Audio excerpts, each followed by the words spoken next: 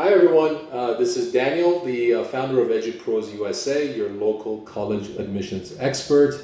I hope all of you had a wonderful summer and you're ready to start off the new school year and do well. And of course, as you may know, the college application season is open now, so students are filling out their applications, and we are here at Edupros to help supplement and assist you in the process. So if you have any questions about college applications or your personal statements, please reach out to Eduprosusa and we will assist you with the process.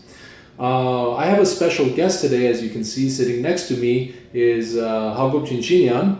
Hi Hagop. Hello. Thank you for joining me. Pleasure to be here. Hagop was my student at AGBU last year, and we were so proud of him because he got admitted into Stanford, which is one of the most selective universities in the country. And I wanted Hagop to join me today to inspire all of us in terms of and give us good insight about what it takes to be a competitive student for some of these top universities. So again, thank you for coming, Hagop. Now, if you can speak in the three main areas of college admissions in terms of curricular rigor, the strength of the classes that you're taking, and the diversity of the classes that you're taking, standardized exams, and also extracurricular activities. Can you give us some insight about those and how you personally did so well and you excelled, and now you're going to be starting Stanford this fall? Yeah, so I'll start with academics. Just in general, I took APs and just classes in all areas, from science to the humanities. It differs from person to person, but for, let's say, liberal arts schools or schools that prefer more well-rounded applicants, it's good to have a broad understanding, because college is more of the place to go into your specific field, whereas you're still kind of exploring and you're not really sure what area you want to go in high school. So it's good to take APs and classes in all subjects.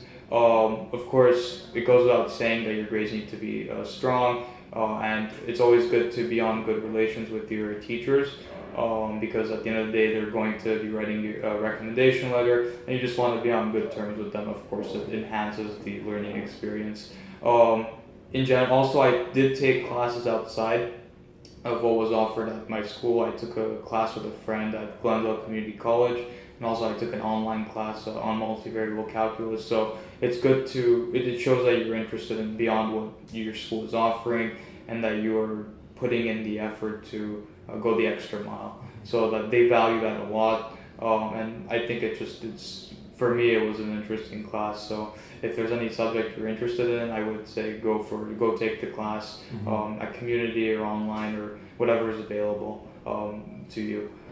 Just don't be afraid to go outside of your comfort zone. I feel like sometimes people will say X class is hard, or Y teacher teaches very difficultly. I wouldn't be afraid to I wouldn't really listen to that. Just go for it if you're interested in the subject. Right.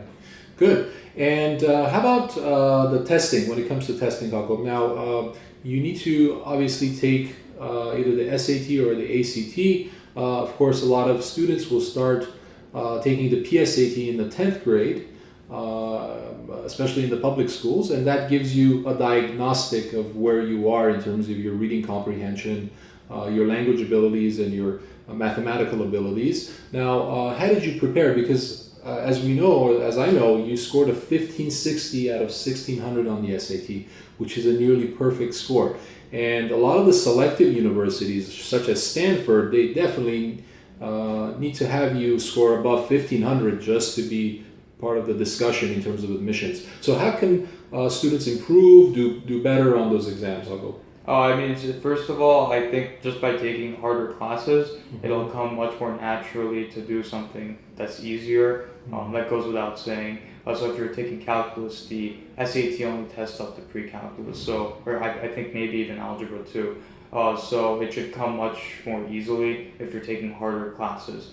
And at least in my classes, we would do AP practices in both math and English. So it was the multiple choice on the SAT came more naturally, if that makes sense.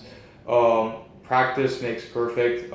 If Khan Academy offers some great resources for the actual SAT, You can do a practice exam or input your PSAT results, and it'll provide you with questions that are tailored to what you're not as strong in or what you need to work on.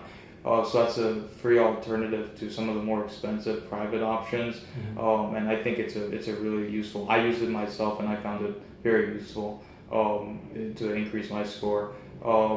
In general, you just have to practice and learn from what you're doing in class, and use that for the SAT. It tends to be easier than that if you're taking harder classes.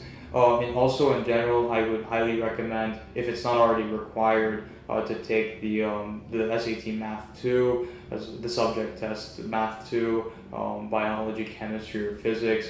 For engineering or STEM, at least some schools require that you take, or highly recommend that you take the science, one of the sciences, and one of the Math 2 subject tests. Right. So if you're I was unfamiliar with some of the concepts. I just referred to the review books. They're very helpful. So just make sure that you're aware of that requirement and you don't leave it for the last minute, because things can add up. At the same time, you don't want to prepare too early, because you might not be prepared in the academic sense that you're still taking a level of English or math that isn't at the level of the SAT. So don't waste your time studying too early. Just make sure you're studying at the right time. It's a difficult task to judge. 11th grade is around the right time.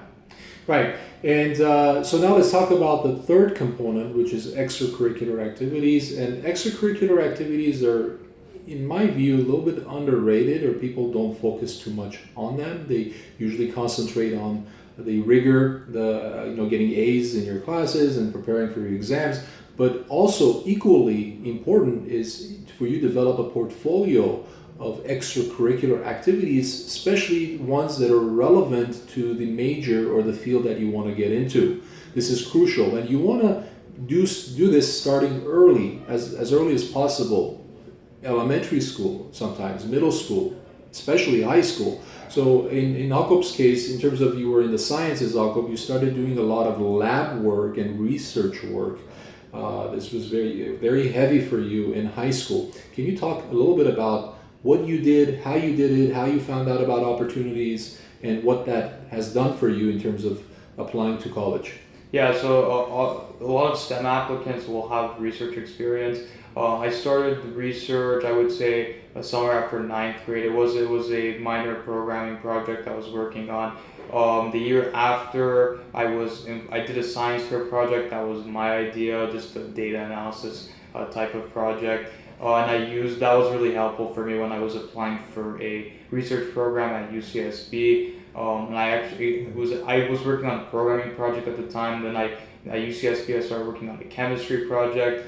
Once I got my foot in the door, I kind of had some chemistry knowledge. I also, the year after, and for about a year, and more than that actually, I was working in the chemistry lab at CSUN. So I basically, if you don't have a research opportunity, it's good to start by yourself, come up with an idea that you can work on, and then go into, let's say, you can ask professors or try to get into certain research groups or research programs, which there are plenty of actually, in both in the LA area and nationally. So it's good to have some experience under your belt, and then once you get that, it's easier to get into certain labs. But a lot of students do have research experience going into college. And one of the values of research is that it requires you to be persistent. It's complicated in the sense that things can go wrong, things always don't go as expected. So you need to have the patience to work through that, those difficulties. In terms of other extracurriculars, I didn't really notice this until later on. I was involved in a lot of going to an Armenian school, a lot of Armenian nonprofits. I actually started my own nonprofit with a friend. We're working on tech in Armenia. So I guess it's good to have some sort of, to have passion for what you're doing. You shouldn't do something for the sake of putting it on your resume or your CV. There should be a reason for why you're doing it, and I guess that's the role of the college application process. You can't write a 650-word essay if you're not passionate about it. It's very difficult to do that unless you're truly passionate for whatever you're working on. So it's always good to get involved with if you're starting your own nonprofit, even before that. I volunteered for Armenia Fund, and even AGBU, the summer camp in Pasadena. So I was involved with a lot of these things, and I'm still involved with a lot of these projects. So it's good to be involved with things that you have a reason to be involved for, and you're passionate about it. Yes, I hear you. Hear you say and repeat the word passion a lot, and that's key because that has to manifest itself. When universities review your applications, they want to see candidates that are very passionate about a particular subject or a field, and that comes across as they're pouring their heart and as they're writing about it. So that's key. So thank you for that, Hagop. We're so excited. You're going to Stanford. I'm very excited for you. You're going to leave in about 2 weeks, I think. Yeah. And tell us about what you're going to study at Stanford. And about future steps in terms of what are some of the things that you're thinking about doing, after Stanford or even for a career. Yeah, so currently I'm looking into majoring in either computer science, electrical engineering, or engineering physics. They're very related fields. In terms of what I still haven't really decided what my career is going to be like. A book I recently read, it was actually part of our summer reading, called Silicon City. It was about the social impact of technology and just in particular Silicon Valley on San Francisco and that region. Reading that book kind of gave me a perspective on the role of tech and of course the money involved with tech and the economy and just the responsibility that tech brings in a sense. So I want to be involved with something that, if it's tech related, then something that's socially responsible to make the world that we're living in a better place, as opposed to making it worse, because that's not our goal. Our goal is to make it better. So I hope to get involved with something in that sense. Looking to get involved with the Stanford Space Initiative. They've done some really cool satellite related projects, rocketry. So I'm looking to get involved with that. I'm also looking to get involved with educational initiatives at Stanford for areas that don't have equal educational resources. So I'm excited to look into all these opportunities, and these are, that's everyone there is very passionate about what they do, because it's not necessarily an easy thing to do, but it's always great to see the result. But it requires a lot of determination, and all the people I've met there are very passionate about what they do. Hagop, your future is just so bright, and there's so many exciting things that you have ahead of you. And folks, we're going to remember and remember the face and the name of Hagop, because he's going to just do wonderful things in the future for the globe, for people in general. Maybe even be the next Steve Jobs, So again, thank you so much, Hagop, for spending a few minutes with us in sharing your experiences and sharing your path to college and inspiring all of us. And I'm very proud of you. I know your parents are very proud, and our community is very proud of you. And we wish you nothing but the best. Thank you. I'm very lucky to have a counselor to have had a counselor like him. Thank you. I appreciate that. So folks, again, the application season are on and they're ongoing. So please give us a call if you need assistance with the college admissions process. And thank you all for watching this special episode. Please share with your friends. We all need this level of inspiration, and let us know if you have any questions. Thank you again. Have a good day. Bye.